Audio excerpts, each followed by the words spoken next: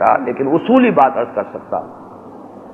قرآن کی تلاوت کے جو آداب ہیں، تعلیم کے ضمن میں اس میں رعایتیں ہیں۔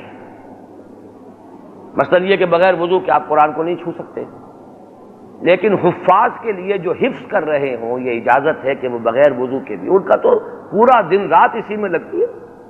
اب اگر ان کے جو وضو کی پابندی لگا دی جائے تو ریٹائرڈ ہو جائے گا ان کا وہ پروسیس، انہیں اجازت ہے، علماء نے اجازت دی کہ وہ بغیر وضو بھی قرآن کو ہاتھ لگا سکتے۔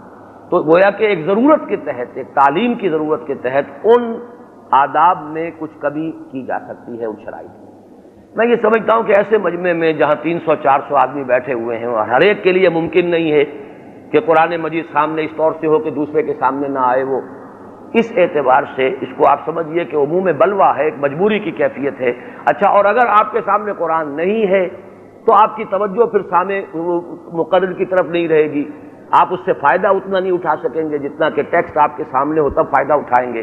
اس اعتبار سے اس میں طبیعت تو ہماری بھی جو ہے اس میں منقبض ہوتی ہے، اچھا نہیں لگتا ہے، لیکن یہ کہ یہ ایک مجبوری ہے، اس مجبوری کے تحت اسے الضرورات و تبیح المحظورات، تو یہ کہیں جہاں مجبوریاں ہوں تو اس میں کوئی کمی ہو جائے تو ایسی بڑی بات نہیں۔ ویسے اس میں ایک بات میں عرض کر دوں، اصولاً عالم عرب میں اور ہندوستان پاکستان میں ایک معاملہ بڑا متضاد ہے۔ عربوں میں آپ دیکھیں گے قرآن پڑھنے کا شوق بہت ہے، مسجد میں آئے گا چاہے 2 منٹ رہتے ہیں فوراً اس نے اپنی 2 سنت پڑھ لی ہے، پھر وہ نکالے گا قرآن شریف بیٹھ کے پڑھنا شروع کر دے گا۔ لیکن یہ ہے کہ وہ آداب اتنے نہیں ہیں ان کے ہاں جتنے ہمارے ہاں ہیں۔ اگر اقامت ہو گئی وہیں سامنے رکھے گا تو سجدہ کرے گا۔